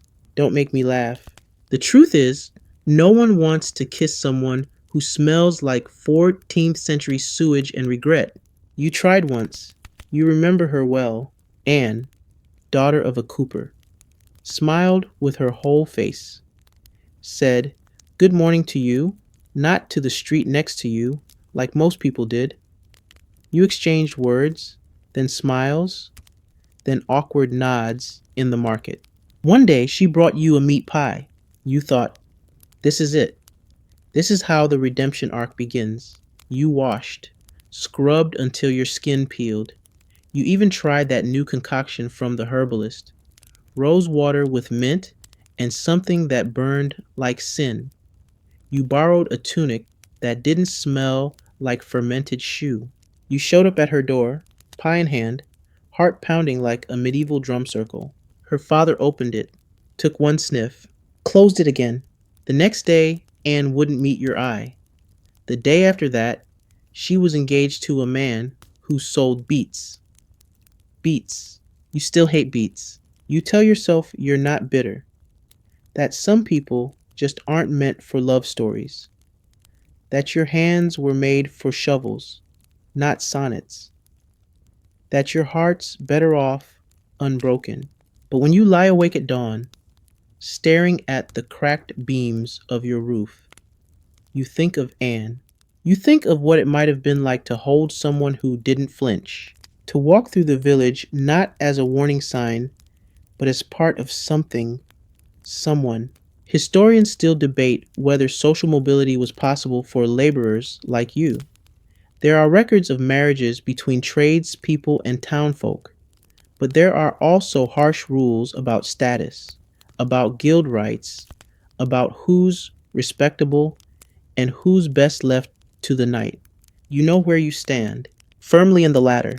It's not just the smell, it's the idea of you, the man who spends his nights knee-deep in the unmentionable, who hauls waste through alleys, who people joke about over dinner. What kind of future can you offer someone? A shack that leaks? A bed that crunches? A wardrobe that smells like boiled nightmares? No one dreams of marrying the Gong farmer. You once overheard a group of young women talking. One said she'd rather marry a fishmonger with a lazy eye than the dung man. Another joked, "At least fish wash off." You didn't say anything, just turned the corner, kept walking. Later you laughed. Not because it was funny, but because crying felt too cliche. So you stopped trying. You built a life that didn't require companionship.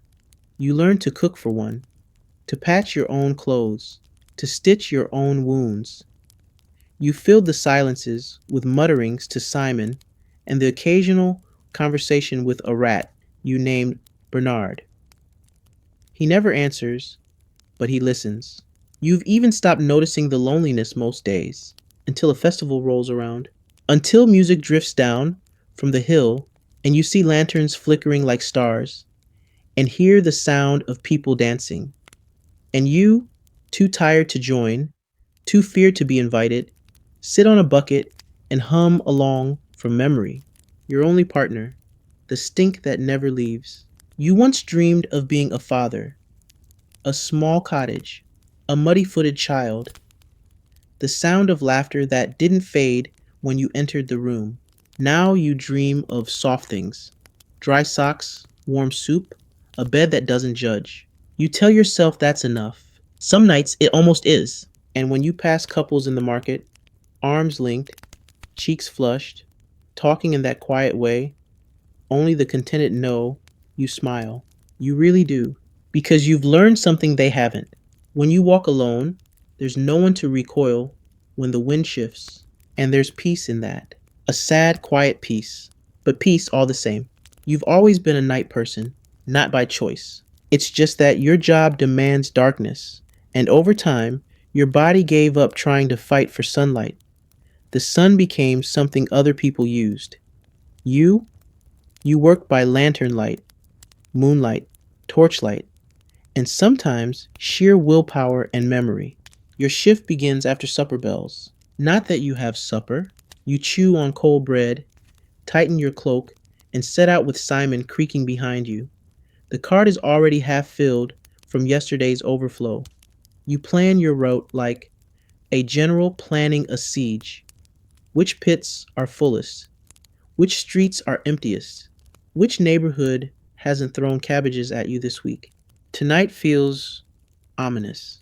The air is heavy, thick with the smell of wet stone and rotting grain. A summer storm must be coming, the kind that turns cobblestones into traps and pit covers into treacherous slip hazards. You make your first stop behind a modest inn, the Laughing Goose. The name feels ironic when you open the privy, and the smell nearly knocks your memories out of your skull. It's as if someone fed the guests nothing but turnips and bad decisions. You work quickly. Scoop, dump, breathe, but not through the nose. Repeat. A cat watches you from the roof, eyes reflecting the lantern light. You nod at it. It doesn't nod back. By the third pit, it starts to rain. Of course it does. Simon huffs, his ears low, already preparing himself mentally for the long, slippery haul.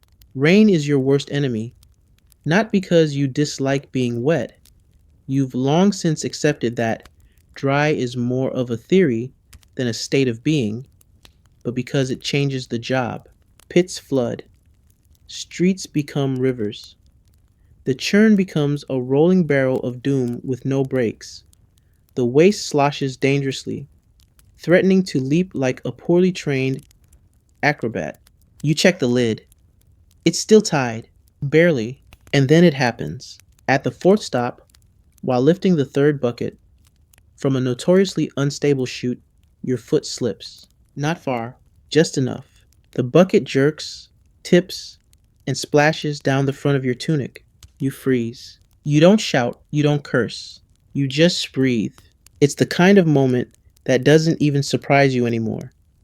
Just quietly reminds you that gravity hates you, buckets are traitors, and the gods probably placed you here as a cosmic joke. You dump the rest. Wipe your sleeve with your other, already ruined sleeve. Press on, because what else is there? You make your way to the field outside town to dump the churn. The mud is ankle deep. The cart wheels sink, groan, threaten to stick. Simon digs in. You pull. Together, you lurch forward like a one-act tragedy. The designated dumping area is already a sea of sludge. The runoff from last week's rain hasn't drained properly. You wade into it, shovel in hand, trying not to think about what's touching your shins. Some towns use dry latrines. Others, like yours, rely on these night soil fields, vast stretches of land where the waste is spread out to dry, decompose, and hopefully, one day, resemble fertilizer more than crime. Historians still argue whether this practice improved crops or merely improved rats. Some records show bumper harvests. Others show, well, plague. You shovel carefully, spreading the night's burden like some grotesque pastry topping. The smell is enough to make your teeth itch. You hum to distract yourself. Something cheerful. The irony helps. Once the churn is empty, you and Simon begin the long trudge back. It's after midnight now. The streets are quiet, save for the occasional bark of a dog or the creak of a window shutter. You like this part of the night, not because it smells better, it doesn't, but because it's still. No one is around to glare, whisper, or throw turnips. You pass the baker's, the ovens are already hot. You catch a whiff of bread. You pause, just for a moment, then keep walking. Back at your hut, you unhitch Simon, pat his damp flank, and lead him to his shelter. He grunts once, settles into the straw like a king collapsing onto a throne. You lean against the cart, exhausted, dripping, alone, and yet still here, still standing, still doing the work no one else dares touch. You smile faintly, not because you're happy, but because the night is finally over, and tomorrow, against all odds, you'll do it again. It's surprising what you get used to. You'd think the human brain would rebel, refuse to process the daily assault of sights, sounds, and smells. But no, it adapts. It folds it all in, like bad dough, until your senses quietly recalibrate to a world of muck. You used to gag when the wind shifted. Now, now you just nod. You used to flinch when rats scurried underfoot. Now, you offer them names. Tonight, for instance, you meet a new one, cheeky little fellow, perched on the edge of the pit behind the butcher's shop like he's judging your bucket technique. You name him Horace. He doesn't run, just twitches his nose like he's filing a report. You lift another load and mutter, "We all have our jobs, Horace." He squeaks once, probably an insult. This particular pit is infamous. The butcher insists on dumping everything down here: bone scraps, spoiled meat, the occasional unidentifiable organ. It's less of a cesspit and more of a fermentation experiment gone horribly right. As you dig, the layers tell a story. Top layer, this week's sausage disaster. Middle, last month's festival leftovers. Bottom layer, something that probably has legal rights by now. You've seen worse, but not by much. Historians still argue whether medieval butchers contributed significantly to urban pollution. Some say they had designated disposal areas.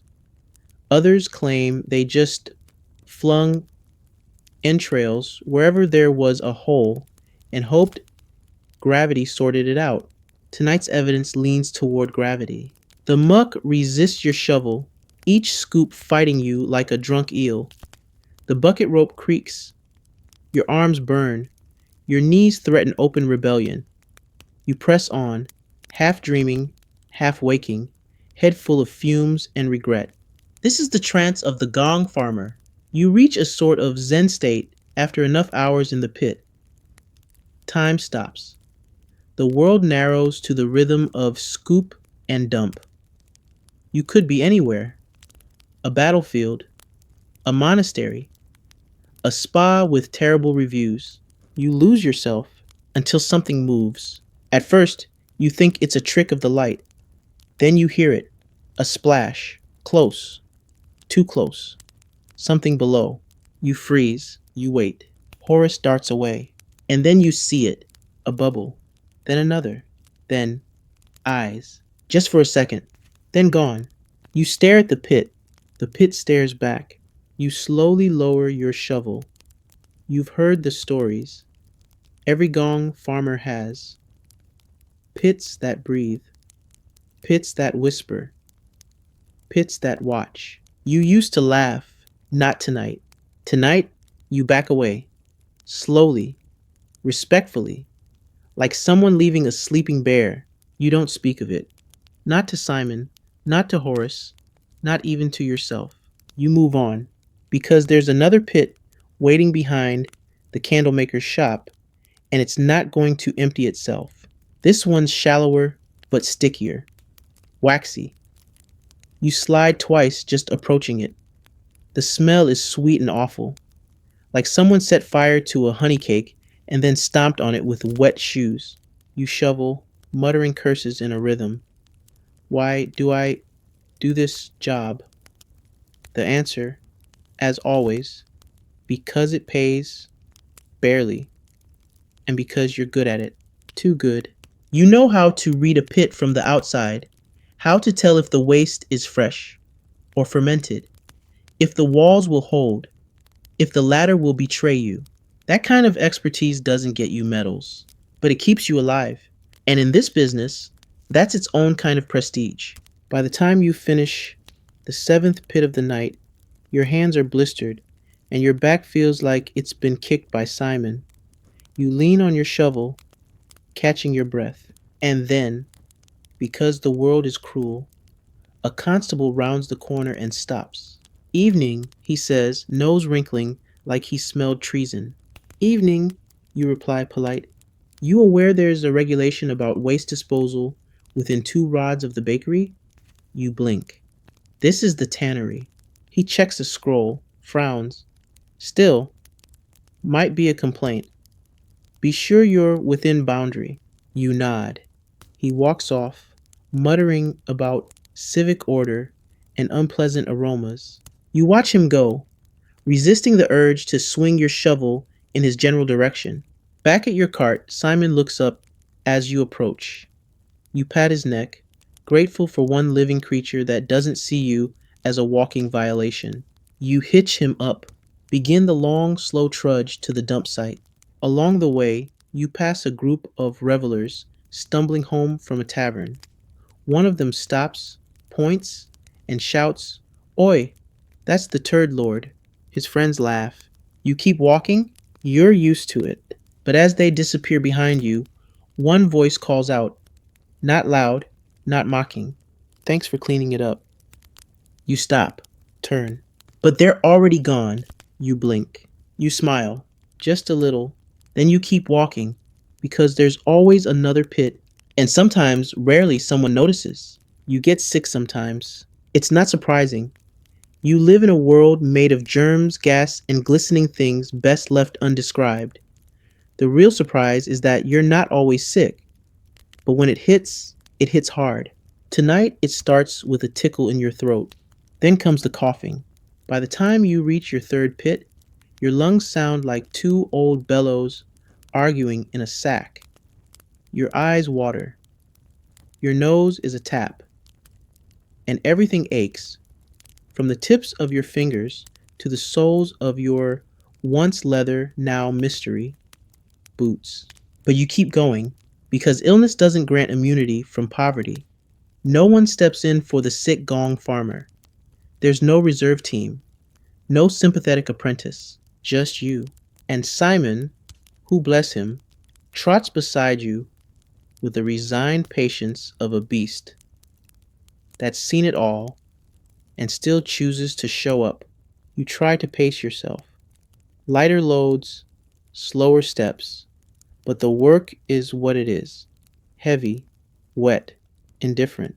You pause behind the fishmonger's shop, lean on your shovel, and catch your breath. The world spins slightly. The stench turns sharp, almost metallic. You swallow it down. And then, because the universe enjoys dramatic timing, it starts to snow. Just lightly.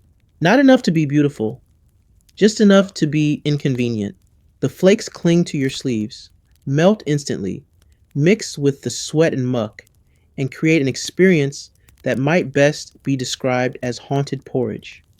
You've shoveled in heat, in wind, in rain, but snow adds insult to olfactory injury.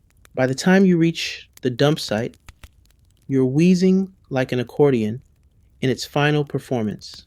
The churn is full, dangerously so. One wrong jolt and the lid might pop, releasing a disaster of medieval proportions. You brace it with ropes, whisper a threat, promise a day off, then get to unloading. The snow keeps falling. It's not sticking, just creating a cold mist that clings to your face, your gloves, your bones. You dump the last load, cough again, and something shifts inside you. Not metaphorically, something real, deep, tight, sharp. A pain in your ribs that wasn't there before. Your breath catches. You steady yourself against the cart. Try not to panic. Historians still argue what illnesses most plagued waste workers. Respiratory problems were common. So were infections, boils, strange rashes that made you resemble a poorly cooked sausage. Some records speak of the Gong farmer's cough, a persistent, rattling wheeze that never quite left. You think you've just earned yours. Back at your hut, you collapse onto the bed. Your limbs refuse to uncurl. Simon snorts softly outside, possibly concerned, possibly snoring. You try to sleep. But the cough keeps waking you, and the fever dreams start. You see pits that go on forever, ladders that stretch into the sky, buckets that scream. You dream of a town that praises you, that lays flowers in your path, that lights candles when you pass. And then you dream of sinking down, down, into a pit that breathes, into warmth that feels wrong, into a sludge that pulls you like a mother, welcoming you home. You wake gasping. The fire's out. Your breath fogs in the cold. Your chest feels packed with damp straw and old regrets. You sit up, slowly, carefully, afraid of what your ribs might say. Then you hear it, a knock. Not the wind, not rats, an actual knock at your door. You frown. No one knocks. You shuffle over, unhook the latch, and crack it open. It's the baker's boy, all red-cheeked and blinking. He holds out a parcel. Bread. Still warm. Mum said to give you this, he mumbles. Said thanks for not letting it all back up this week. You stare at him, say nothing. He shifts awkwardly, then drops the parcel in your hands and scurries off before you can blink again. You stand in the doorway for a long time, the bread in your hands like a strange sacred relic. It smells like yeast and civility. You go back inside. You eat slowly, carefully, like you might wake up and find it wasn't real. And even though your chest still aches, and your head still pounds, and your hut still smells like your career path, you feel almost okay because someone remembered. Someone said thank you. Not much, just a loaf of bread. But it means more than any coin. It means you're not invisible. Not entirely. Sometimes you wonder what people will say when you die. Not out of vanity, just curiosity. Will there be a funeral? A burial? Will anyone come? Will the priest mutter something vague and uncomfortable, careful not to mention your profession, as if you simply died, mysteriously smelling like a collapsed soup kitchen? Or maybe you won't get a funeral. Maybe you'll just disappear.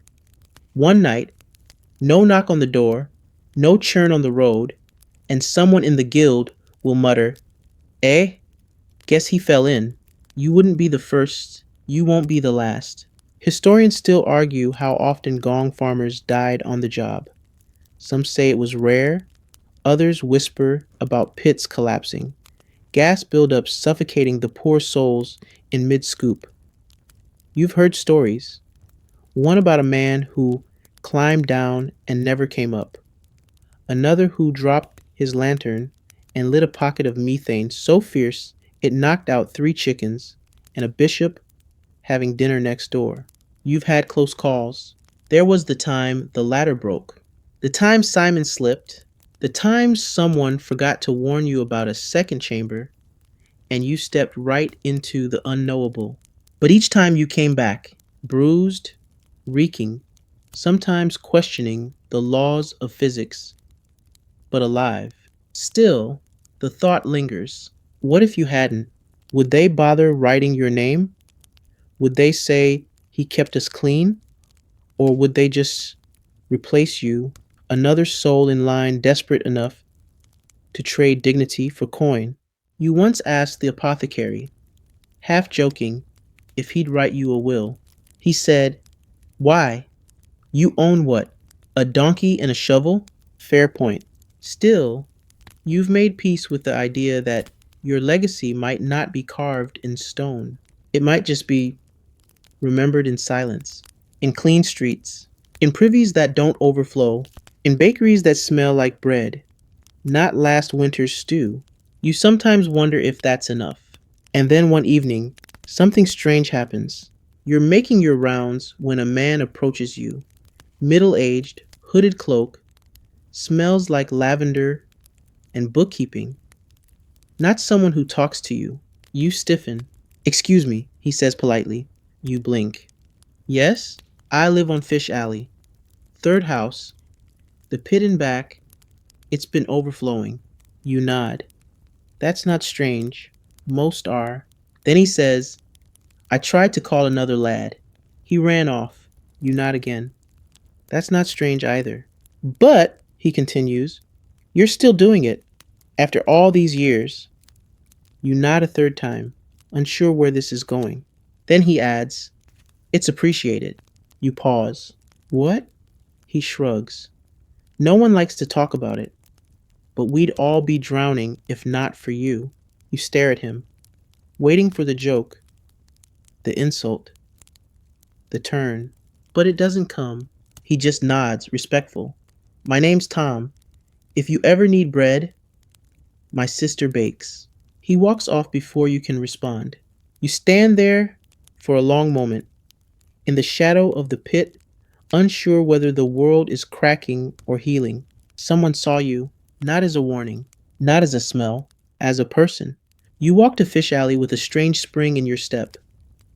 Not joy exactly, but something quieter, warmer, like the edge of hope. You find the pit. It's bad, overflowing. Someone's been feeding that shoot turnip stew for weeks. You sigh, roll up your sleeves, and get to work. And all the while you hum, softly. Not a dirge, not a complaint. Just a song your mother used to sing when hanging laundry. It's been years since you remembered it. Simon watches from the cart, blinking slowly like he's proud. Or maybe cold. Hard to tell with donkeys. When you finish, the sun is rising. You're exhausted, filthy, muscles aching. But something's different. The stink is still there, but it doesn't feel like you anymore. It feels like a job. And you're the one who gets it done. The town wakes as you trudge home. Shutters open. Chickens flutter. The baker flours his hands, and a boy chases a hoop down the cobbled lane, shouting with joy. It's the part of morning where everything smells like bread and wood smoke. Except you. You smell like the other end of things. But for once it doesn't bother you. Not as much. You still walk the alleyways. Still keep to the edges. Habit more than necessity. You nod to the sweepers. They nod back. It's not friendship, but it's something. Recognition. A flicker of, you do what I don't. At your door. Simon halts like a soldier reaching the end of parade. You unhook the harness, pat his flank, and mutter a thank you. He leans into it, braying softly. You offer him a turnip you saved from someone's compost pile. He crunches it without complaint. You step inside and pause. Something's different. The air is still stale. The floor still creaks. But there's a scent. Faint, unfamiliar. Floral. You follow it to your table. There, wrapped in a scrap of cloth, is a bundle. Soap, real soap. Next to it, a note. For the one who keeps the streets clean. M. You sit. You read it again. You don't know an M, or maybe you do. You think back. The child who waved once. The woman who left you crusts. The man from Fish Alley. It doesn't matter. Someone thought of you. Without being paid, you wash. Carefully, reverently. You scrub until your hands sting. Then sit with your feet in a bucket, the water turning gray with miles of streets and secrets. For a brief moment, you don't smell like the pits. You smell like lavender and maybe something a little like beginning again. You wrap yourself in your driest blanket. You don't eat. Not yet. You just sit. Watch the light creep across the floorboards. Listen to the world. Someone somewhere drops a pot. Someone laughs. Someone coughs. And someone, not far from here, uses a privy that will, tonight, quietly be emptied. You close your eyes, not in defeat, in peace, because this is your world, not glamorous, not clean, but yours, and for all its stink and struggle, it runs. because of you, not despite you. You drift, let yourself fade into sleep, not into pit. For once your dreams smell like bread and rain and maybe even roses. And now, as your eyes grow heavier and the world begins to blur at the edges, let the quiet settle in like dust on a windowsill. There's no more lifting to do tonight. No buckets, no ladders, just breath. Soft, steady, even. You've walked long enough through streets that forget your name. You've carried more than most in weight and in silence. But here, in this moment, nothing chases you.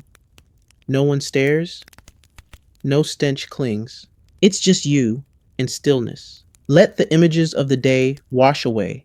Let the churns fade, the alleyways dissolve, and the muck slide off your thoughts like water down a slate roof. That's all behind you now. You're somewhere warm, dry, clean. Picture the stream near your hut, frozen in winter, twinkling like glass, or the soft snort of Simon sleeping nearby, hooves twitching in dreams. Maybe even the rare scent of soap left behind by someone who, for reasons you may never know, saw your work and thought it worthy of kindness. Let that warmth wrap around you like your heaviest blanket. Let your muscles unclench, one at a time. Let your breath sink deeper. No pits tonight, no pulling ropes, just peace. And a reminder, you mattered today, you'll matter tomorrow. And right now, you rest. Sweet dreams.